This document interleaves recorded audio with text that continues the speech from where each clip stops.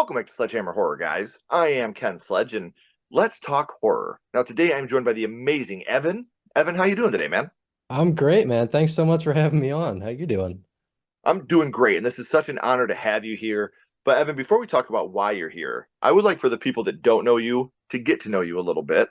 Your love for horror started when you were roughly around 5 years old, seeing a Halloween display that your dad built. He built it by hand and expanded it every single year. And that display was called Rocklin Graves. So to me, reading this and coming up with all this, that was one of the most beautiful fucking things I've ever read in my entire life. Because now your channel, which is Rocklin Graves Productions, taking that thing that you and your dad had that was so special, building onto this every single year and getting that eerie, mysterious feeling of seeing this as a kid, letting it seep into your system, and naming your channel after something that was so special to you and your father. Dude, as a father myself, that is so amazing. So, for the people that don't know your channel, can you fill us in a little bit about what you do over there? Yeah, so I do weekly video analysis of just different horror movies that I'm passionate about. It's not necessarily like the newest stuff, but like right now I'm going through the Omen franchise, for example.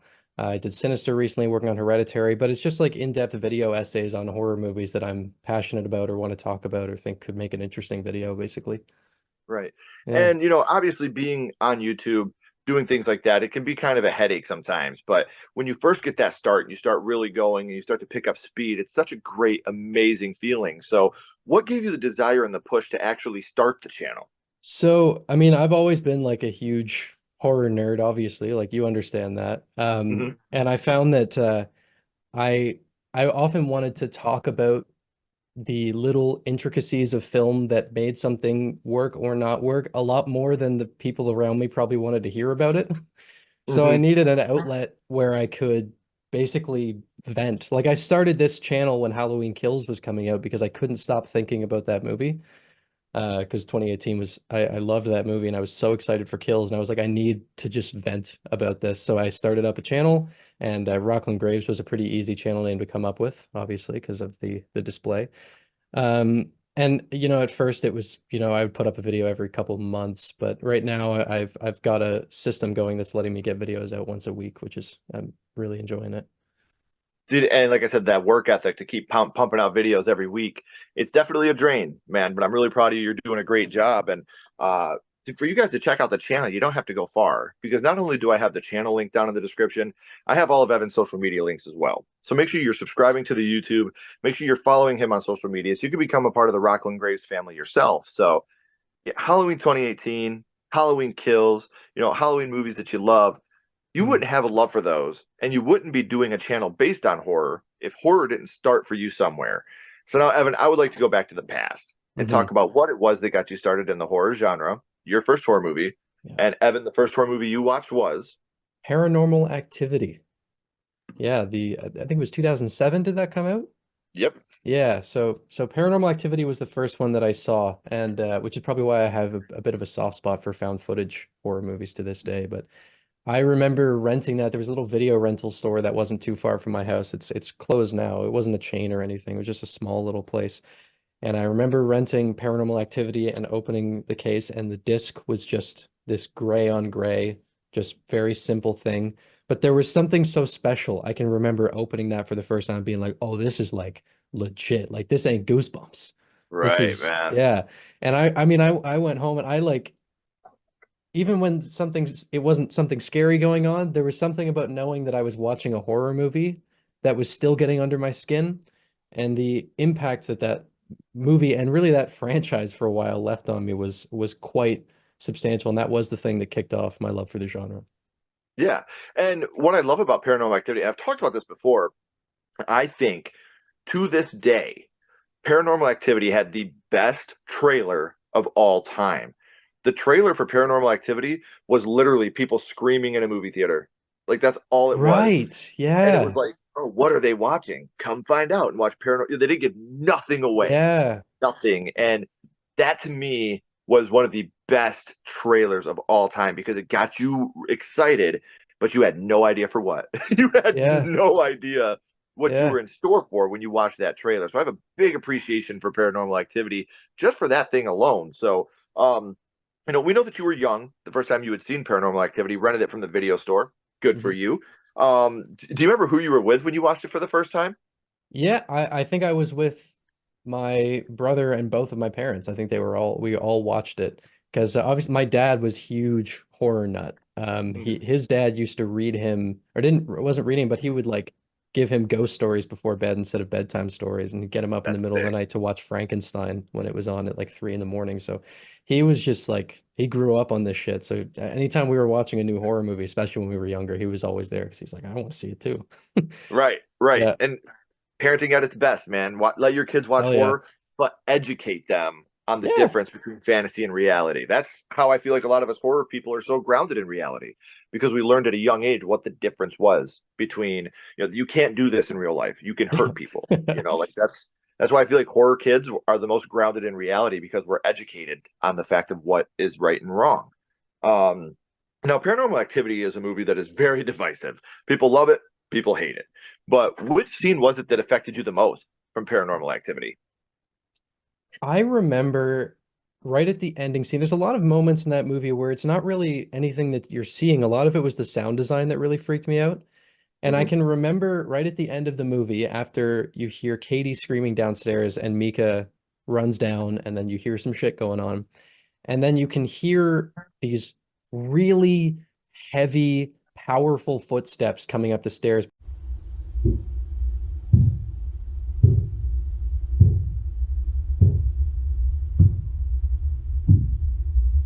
But you can't see a damn thing through the door. And I remember that moment, that lead up to when the body gets thrown, was probably the thing that stuck with me the most. Yeah. And it's one of those moments where you're waiting for this big payoff. You're waiting for this big payoff. And then you finally get it in the last 5 minutes of this movie, which, right alongside the Blair Witch Project, this is how found footage was done right. Oh Um, yeah. Found footage has almost become its own type of trope in the horror genre now, where people will make found footage movies that aren't actually found footage. It's just people holding a camera for no fucking reason at all. Yeah. But these movies were the pinnacle of found footage. This is what really started the boom of found Yeah. footage, at least here in the States. And can we talk about how there's never been any character more annoying than him ever? You know what was so crazy was when I was like a kid seeing this for the first time, I was like, he's so cool. Because I was like 10. I didn't know. And then I rewatched it again like years later and I was like, oh, fuck this guy. What? This Like, guy's a douche. he's the worst. He sucks. Yeah, like I remember thinking he was like so cool when I was a kid. He's got a camera and a girlfriend with a pool. Yeah, Hell look at yeah. that computer. He's got dual 4x3 monitors that are like this thick. It was great. Uh, that's fucking awesome, man. Yeah. So we know what scene it was that affected young Evan at the time the most, but what would you say your favorite scene from Paranormal Activity is? Oh man, my favorite scene from that movie. I mean, it's boring to give the same answer as the one I just said. So I'll probably go with I always really liked that moment. And it's probably a lot of it was just me being younger. I don't know if it would have had the same impact now, but I remember really loving that scene when the who's the guy that they bring into hell? Is he an exorcist? I can't I remember think it's exactly what yeah, he yeah, something along that lines. And he comes into the house and he's there for like 20 seconds and he's like, "Oh, I can't be here." And he just leaves. I remember that like that moment just being like, "Oh my God, like what?" Thinking yeah, about what he must have felt in the air that would make yeah. him That's I think it was like a psychic, like a medium that Yeah, came yeah, in, that's what it was. That's what it and he was was. just like, "Yeah, I've see ya." always found that the subtlety in horror is what gets to me a lot more, Hmm. which is why I think Lake Mungo is the scariest movie I've ever seen. Yeah, Um, but yeah, Lake so I think Mungo. Is that where the girl goes missing, yes. dude? Like, you want to talk about shit bags? The next door neighbors in that movie, Oh my God, fury, dude, such anger. I mean dude. that movie is I could talk about that forever, but Yeah, I could like that's one of those things like when you see that tape, I was like, I can't fucking watch yeah, this, it's dude. rough. Like It's a rough watch. It's that's really yeah, sad. very, Such a sad very movie. sad. Um, so Paranormal Activity is part of a franchise now. A very big franchise. Uh, is the first one your favorite in this franchise, or is there another one that you like a little more than the first one? So I have seen all of them. There are some really bad ones. I would say the first one's probably still my favorite. Yeah, I also really like the third movie though, when they're kids, when you go Yeah. back to their younger years. I thought the third one was really good. I would say those two are my favorites. But the first Um, has to be that number one because that was the one that kicked it off for me. yeah. And I'm one of those people, this franchise, like you said, it's very, very hit or miss. I also really like the newest one. I know a lot of people didn't, Hmm. but the newest one that took place at like the Amish place, like I Yeah, thought that one was awesome. Like I liked it a lot. I mean, it wasn't yeah. like an award-winning movie or anything, but I had a lot of fun watching that movie and the Hmm. twists and turns that came along with it. Um, so with Paranormal Activity, it's still going. The franchise is still going, and allegedly they're supposed to be giving us one last final film. Is that something you would like to see, or do you think it's time to let a sleeping dog lie with this franchise? Well, full respect for you liking the last one. I hated that movie. So I Dude, mean, I think it's a hot take for me to say that I liked it. yeah, I Like, mean I'm like the only person I've met that was like, I I dig this like movie. I respect it though, man. Um, I think there hasn't been one that was like really good in such a long time. Like I'll see it just out of Sure. curiosity, but it's not one where I'm like, yeah, another Paranormal Activity. Right. No, and like that's what I love about the horror genre is two people can watch the exact same thing and have two completely different feelings about it, and neither one of them Absolutely. is right or wrong. Like Hmm. that's what I love about this. And um, the big thing for me is, and I've talked about this a lot, especially recently with things that have gone down, but if somebody is creating art, I really, really hope there's an audience for it, even if that audience isn't me. One of the saddest things, we were just talking about it, one of the saddest things I can imagine in my life is somebody creating a piece of art that goes completely unloved. Like that to me is just one of Yeah, the most heartbreaking thoughts imaginable. So even if that audience is not me, I really hope there's an audience for everything out there. yeah. Um, so we've talked about Paranormal Activity, and what this movie means to you.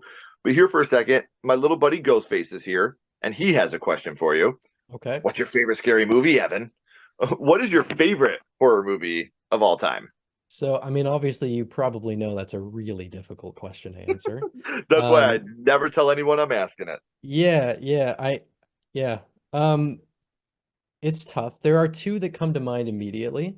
I'm probably gonna have to go with the original Halloween though, because that's the one that I feel like I have the most emotional stock in. Sure. There's just so much nostalgia wrapped up in that, but also I would say The Exorcist, which I saw when I was 12 for the first time and liked it, but I didn't really get it because there's so much subtext to that movie. And then I rewatched it last year, and that was when it Yeah. skyrocketed right up to being like right next to Halloween for me. But I would say those two, and if you need one definitive answer, I'll go with Halloween. Right. Well, I mean, again, both of those movies are classics for a reason. Yeah. You know, um, and The Exorcist is one of those movies that, while my personal opinion, the third one is my favorite. I think the third Exorcist movie is my favorite in that whole It's franchise. fantastic. Yeah, it still should have been a standalone film. Like the first Yeah. Exorcist should have never been built off of that. Should have been it. I would have missed three, obviously, because it's my favorite, but Have you read um, the book? I have not. It's really, really good. That's what I've heard. I've Yeah. heard that I've got to read it. I just Yeah. got done reading Doctor Sleep, so I'm looking for something new to read. Dude, I So loved that. I liked the book Doctor Sleep more than I liked the book of The Shining. yeah, me too. Fully Which is honestly funny with you, 'cause like, yeah, go ahead. yeah, I think I like The Shining, the movie, more than both of them. I think the movie is obviously it's a masterpiece. That's another contender for my favorite. I just rewatched that recently. But the books, I thought Doctor Sleep was just fantastic. Very See, different from the movie too. I'll throw you another hot take here. I think Doctor Sleep is the best horror sequel of all time, and I actually prefer Doctor Sleep to The Shining, honestly. Even the Um, movies? yeah, Really? really. I mean, And don't get me wrong, I love The Shining, man, but there's yeah, something about the scale of Doctor Sleep. Not just being in the Overlook the whole time and getting just cross country. Abra. Yeah. Yeah, Abra, Rose the Hat, Yeah. seeing older Danny. Like there's so much about that movie to me. I would love to see a prequel to Doctor Sleep that focuses strictly on Rose the Hat or a Yeah. sequel that focuses strictly on Abra. I would love to get either one of those and just see the scale of what they could do with one of those films. Yeah. King adaptations are so hit or miss. I Hmm. mean, you give them to Flanagan and they're just hits. He does not miss. Uh, Right. I hope to God one day it gets a proper adaptation because that is my favorite novel of all time. And Mhm. I don't think either of the adaptation we've gotten have done it anywhere near the justice it deserves. That book is incredible. Very, very well. There's a couple scenes I definitely don't want to see in a movie, Yeah, there's some things you can't put in there for you sure. know, but definitely a great read. But if Yeah. we're talking about King adaptations that we want to see done, I want to see Sometimes They Come Back as a theatrical release. That's my favorite Stephen King adaptation of all time. Was the Yeah. made for TV Sometimes They Come Back. Give me a full length feature of that, please, Yeah. please God, because that movie's so great and so is the short story. Um, So, man, I've had an amazing time talking about your first horror movies, your favorite horror movies, what these movies mean to you and how they've shaped your life. So, um, before I let you go, would we go back to Paranormal Activity? This is a movie that has kind of transcended genres, because you do have the horror elements, you have the love elements, you have the found footage elements, which really went over a lot of people's head at the time, especially when it came out. And one of the biggest complaints we get is there's not really any kills throughout Paranormal Activity. So, usually I ask what your favorite kill is in a horror movie. But when a movie doesn't have any kills, something I've been wanting to ask people from now on is, does the lack of kills in this movie bring it down a little bit to you? Do you think it would have been a little bit more sinister had it had a couple different kills throughout it that were really, huge kills? Or do you think that it's fine just the way it is and that really builds the suspense without having the kills that go along with it? No, I think having more kills would have cheapened the movie. Mm-hmm. It's obvious it depends on the kind of movie you're setting out to do, but for something like that, I think it's best to focus on that slow buildup, which is what makes Mika's death so impactful because you don't have a precedent for violence really in the movie up to that point. So having that moment would lose some weight that it has if the movie had other kills in it. Right, that's what I was saying. Like if the psychic would have died, or Yeah, if they would have ended up, having the maid be killed. Like if something like right. that would happen, I agree. I think it would have cheapened it because you're taking away from that big final third act. Yep. I fully So agree. Yeah. yeah, man. So Paranormal Activity, obviously a movie that was very important to you. But what we're going to do now, my friend, is we're going to judge this movie on a skull count, and we're not ranking it on acting, production, score, direction, nothing like that. We're not being critics. What we're doing is ranking Paranormal Activity on how much it affected you on your first viewing. So Hmm. 0 skulls being not effective, 5 being extremely effective.